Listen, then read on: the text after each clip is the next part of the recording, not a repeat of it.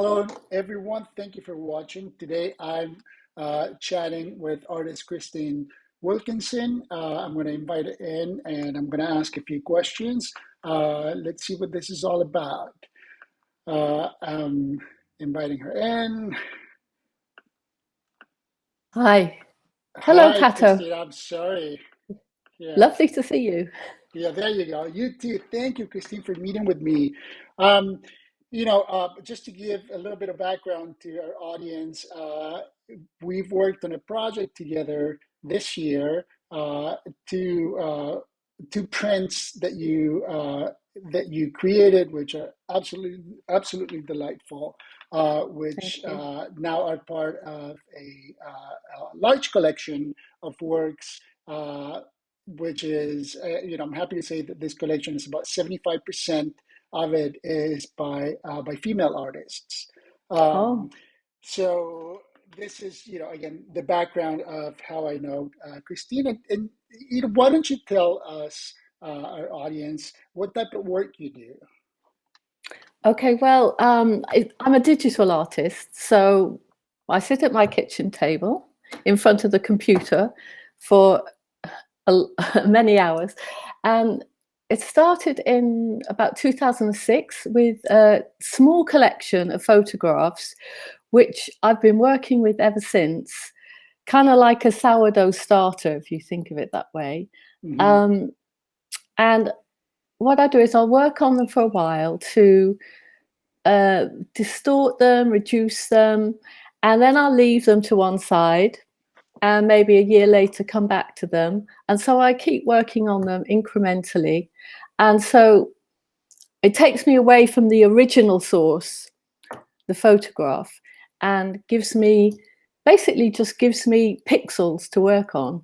Hmm. I think so. So you take a photograph.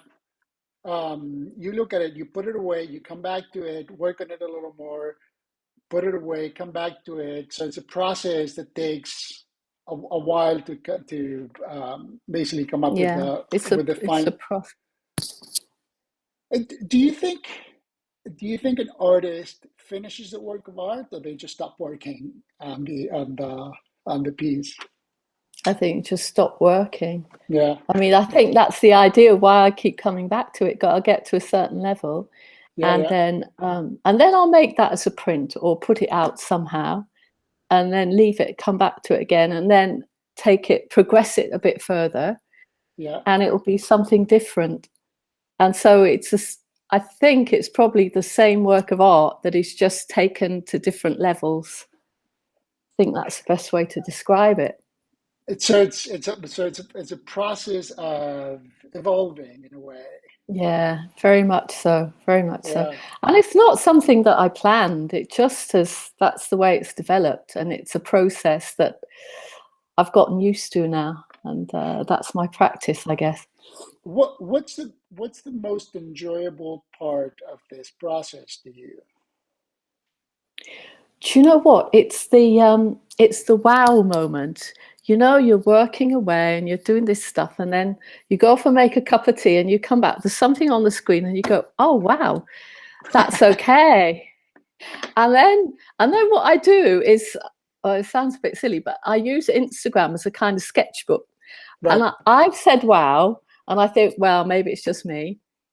I'll put it on Instagram, and other people will say wow. And I think, how does that happen? That it's this combination of colors and shapes that has given me a feeling of wow. And then it resonates with other people. It's like a collective consciousness thing. And I just think that is so brilliant. How does that happen? That's a beautiful way of putting it. Yeah, I know your work, so I understand. I You know understand what what you're I mean? saying. Do you do you think do you find it to be a collaborative process with with your audience? Sometimes I've got a really strong feeling of what I like and when I think something works. But I do like to check it out with people. Yes, definitely. I wouldn't say I go as far that I want to please the audience. Sure. because you don't want to lose what it is you're trying to get at. But I do, yeah, I like to check it out with people. And So that's and that's a good space to do it without having to put it out somewhere. so Yeah, it's interesting. rather than people, um, rather than taking feedback from people to, kind of please them, you take feedback as a way of seeing it from someone else's eyes, sort of, Yes. and Yeah, then kind of. make your own And just decisions to see based if on it. and to see if it resonates with other people. And if it does, that's kind of magic, I think. It means you're on the right path to somewhere. Yeah, or just that there's a kind of, because my work's not, it's a little bit unusual, and just to think that other people or get that thing that I Yeah, don't even know where it's coming from. Do you know what I mean? Yeah. yeah. And so this is the most enjoyable part. What's the most challenging part about maybe not the process of your career? Um, what's the The, most the, challenging part as an artist to you? the most challenging part is, so the fun part is making the work on the computer, and Mm, that's just a joy. And then it's getting the work off the computer out into the world. How do you print it? What size do you print it? What do you print it on? Do you do just the tiny little detail? right. Do you do borders? Do you print it on wood? Do you print it on paper? Do you put it out digitally? Um, and then, of course, it's all the admin and other work that any business has to do. Right.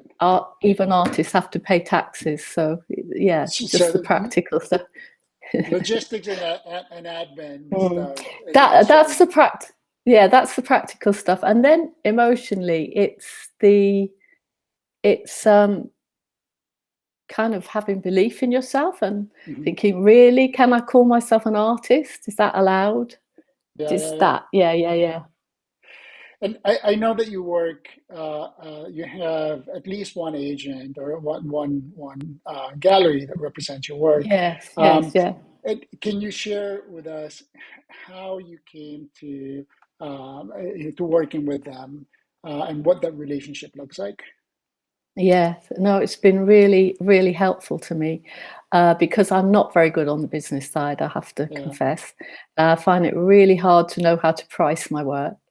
And so I'd met Gina at an art fair quite a few years ago, and we'd had a chat. And Hmm. then I went to another of her art fairs, I think 2 or 3 years ago, and I saw her there. And then the advice is always don't approach gallerists at an art fair because they just want to be there to sell.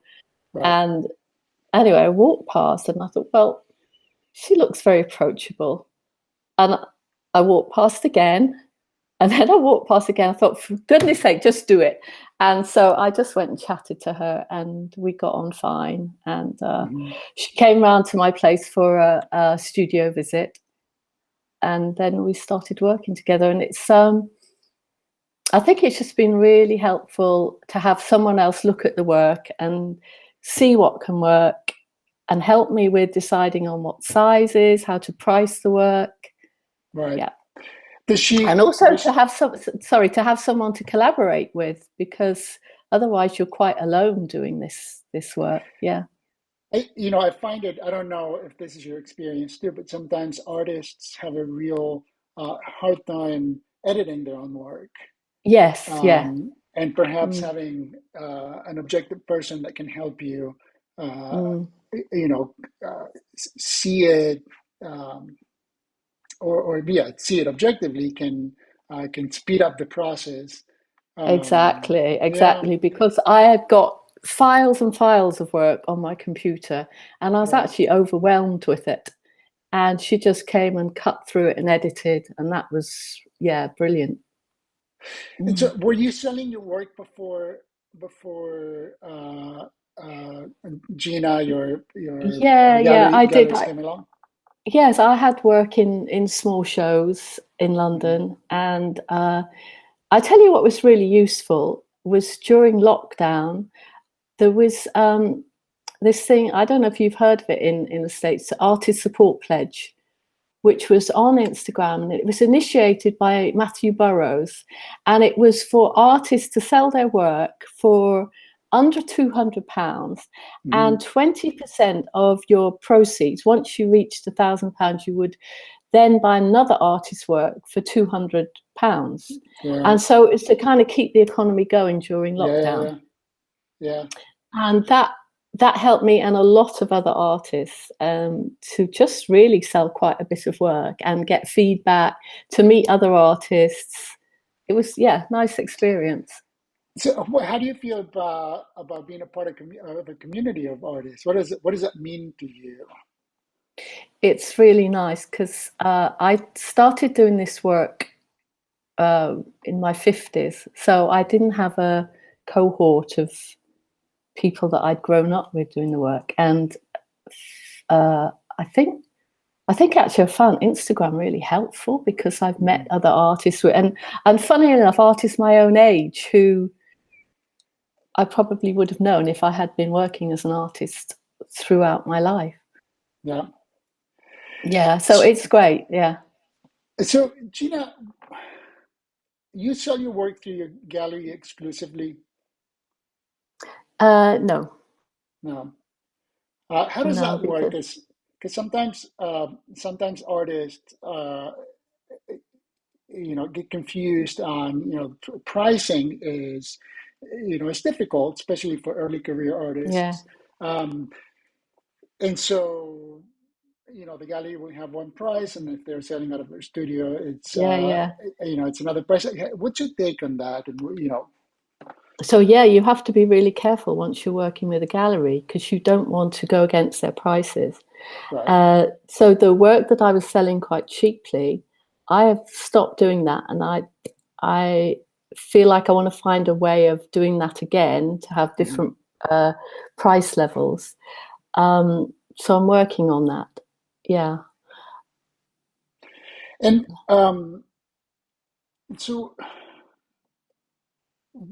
let's talk about creativity, creative vision, and all artists. It comes up a point where they hit a creative block, where you feel that what you're doing is it's just not good. And I yeah. think that's it's a very common thing among artists. Um, what do you do when that happens? Well, I have a process. So it's like doing exercises, Some days you do it and it doesn't feel good, and other days it's fine. So I'll just carry on through the process, and you know the work is not good, but it's a practice. But also, I'm not sure about creative block. Sometimes I think it's just necessary, Mhm. just because you may not be producing work, but there's something going on, and you may need to have a rest because sometimes it's overwhelming, all the ideas that are coming at you, and sometimes you might be going through a difficult time in your life and which you need to process. So yeah, maybe blocks aren't such a negative thing. Right. So it's sort of like despite not doing the work, the process continues in your head. Yeah, or Yeah, somewhere. Yeah, that's a great way of seeing it. Um, yeah. So long as it so doesn't go on for too long. So, Gina, I kind of want to wrap up with my last question. And as I told you earlier, this series is intended for early career artists and Yes, yes, even yeah. mid-career artists. So, what would be a one piece of advice that you give to early career artists? I think to see it as a marathon rather than a sprint. It's Mhm. I think for most artists it takes quite a long time. You can see people who you think have just emerged and probably they've been working for quite a long time. And you probably need to have another job as well. I think, you're not going to immediately make enough money to live on. Mm-hmm. Uh, and just have patience, be persistent. I think just keep going and have like a compass, so that every day, even if you're not doing work or you have to look after family or do your other job, just even if you can take a moment to look at an image or a magazine or something, just so that every day you've got something that points in the right direction. Yeah, yeah. Thank you. I think that's sage advice. Um, well, Gina, it has been. Christine. Christine, yeah, Gina's the Oh, gallerist, yeah. yeah, Gina's the guy. What I was going to say about Gina is that, maybe to the artists, also remember that when you're in an art fair and you see somebody and you hesitate to talk to them, just go ahead and do it, right? Do it gently. Just do it gently. Yeah, yeah, yeah, yeah. Gather And the courage and approach gather the them, courage and go. because great things may happen.